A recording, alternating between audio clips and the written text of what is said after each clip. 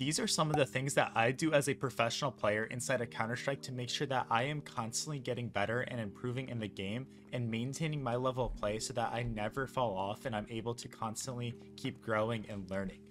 The first thing that I do is I get into a server every single day, and I might go over multiple maps, but even if I'm crunched on time, I'll at least do 1 or 2 maps that I think that my team is going to be playing that day or that I want to improve on, and I will get into the server and start throwing nades. Guys, it doesn't matter if you watch a million YouTube videos like this one, or even Nard Out Here's video. I love Nard Out Here. It doesn't matter if you watch his videos and learn the nades once or twice. You've got to be able to throw the nades over and over and over and over, or you're going to fail them, right? You're going to constantly mess up this utility that you're throwing if you're not constantly reminding yourself how it is, right?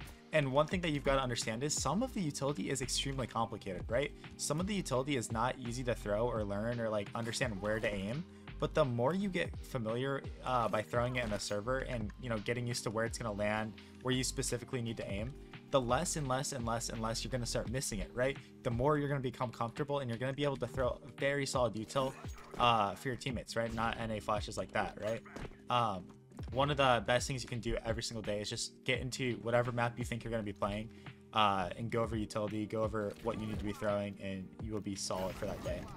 You'll be a utility legend, and that's something that like you don't even have to be good at aiming. You don't have to be good at like anything else. It's so good, and you will get better, right? No matter if you're sick, if you're feeling good, whatever it is, constantly learning and adapting is everything. Now, before we get into the next thing that I do to improve, I'm going to teach you how to improve your CS2 inventory with the sponsor of today's video. Thank you to the sponsor of today's video, Skins Monkey.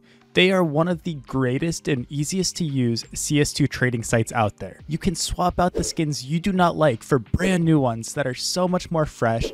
Even skins that are trade locked can be secured by adding them to your backpack. The greatest thing about the site is that you can buy skins for so much cheaper with a 35% deposit bonus when you use my code CoJo. Make sure to check out the freebie section where you can get a free skin just by completing tasks. On top of the bonuses, you also get a $5 bonus when clicking the link in the description. Okay guys, so let's go ahead and talk about the next thing that I'm doing every single day in order to get better, and that is going to be either watching my own POV or watching another pro or player's demo, right? Why is this so valuable? Because you're able to understand how other players are seeing the game, seeing specific scenarios, and it ties into the first point, the nades that they're throwing, right? Maybe you might learn an insane nade or something, right? Like maybe you learn that this guy is throwing like some crazy HE down mid or something, right? And you're like, dude, I want to take that, I want to steal that, right? Or he's smoking off banana. Good for that. Good for little gimmicks and positioning stuff. For me as an opper, it really teaches me like how the oppers are rotating and kind of what's going on through their brain. You have to guess a little bit, but it's like, oh, he got a pick here and then rotated all the way around the map, and now he started walking in lane, and it's like, wow, that was really smart because he got that pick on B. The T's think that the op is going to be on B, and then he rotates into lane and starts rewalking brackets.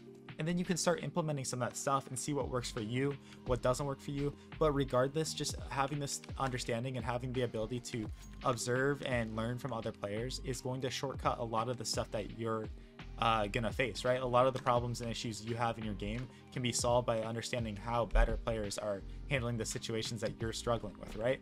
At the end of the day, this game does come down to aim and being able to shoot the other players, right? But if you can learn positioning, nade usage, and little crossfires or gimmicks and rotations from better players, you're going to succeed. Now, I want to put a huge disclaimer in this video. Please, if you are face at level 4, don't spend every bit of your time watching a ZywOo demo, right? Why is that bad? Because you're face at level 4 and in your lobbies, it's not productive to try to play like ZywOo, because ZywOo is going to play completely different if he's in your lobbies, because your lobbies are very easy, right? Your lobbies, people are doing a lot more random stuff, versus ZywOo, when he's playing a professional team, keep in mind that you have to play a completely different Counter-Strike, right? We've talked about this on my channel before on how team CS and individual CS is completely different, and too many players fall into the trap of watching tier 1 pros when they shouldn't be necessarily trying to copy everything that they're doing, because the game is different, right? For me, one thing I like to do sometimes is I like to watch some pug demos, right? It sounds really dumb, but like I might watch my own or somebody else that popped off, and I might be like, okay, this is how they're playing, right? And it's so good, guys. I don't know what region you're watching. You guys you could be my one viewer from Cameroon, right? But watch players in teams in your region. If you're an African CS player, watch African teams. If you're a Asian CS player, watch Asian teams, because these are going to be the type of plays, the type of things that are going on inside of your region. So it's going to prepare you for that ladder that you have to climb in your specific region. It is really good though to watch teams and players outside the region to get some fresh ideas. Like for me, Asian CS gives me a lot of fresh and new perspective because they play a different brand of CS, right? But ultimately, don't copy what these players are doing to a T, and add your own flavor, add your own style to it, because that's what's going to really help you out and make it so that you can improve inside of the game. Now, for one of the things that I do every day to try to improve myself in Counter-Strike is I actually try to take a step back from the game and do something productive in my real life to further one of my other hobbies or ambitions, right? So for me, I've got my YouTube channel, right guys? I've got YouTube, TikTok, all my other socials.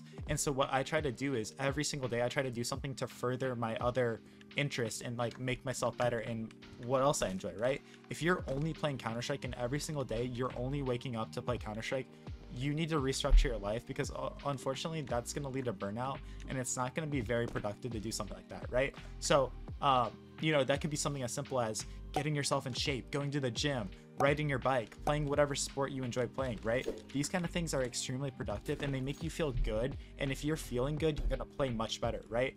What's going to happen is if you don't have those like different hobbies and things to fall back on, you're going to have a bad day in CS where you lose like 8 games in a row, you can't win the whole day, and you're just going to feel awful and miserable, all because you couldn't win in CS, right? Have different hobbies that you can't lose in, right? You can't really lose in the gym. Even if you have a bad day in the gym, like you're still doing something to be productive and being there, right? Some of my best days in the gym were when I maybe did like 3 or 4 different exercises or sets of stuff, and I just made friends and talked to people and got new perspective on life, right? Some people forget that your physical, mental health are just as much as they mean just as much as your in-game skill. So they all go hand in hand, and it's something that I'm doing every single day to try to get better and to learn. So definitely something you gotta think about. Now, another thing that I'm doing personally to try to get better and be better is I'm trying to learn from my teammates. Now, not every single person is on a team, but guys, if you have friends or you're on a team, learning from these players is so good because they help you in every different aspect and category that we just talked about, right? They can show you nades, they can, show you something they saw in their own demo. And when you can grow with other people, you both, or as a group, you get better so much faster when there's this culture and environment of learning, right? At the end of the day, even the best players in the world are constantly learning. So as long as you are learning, you are going to succeed, right?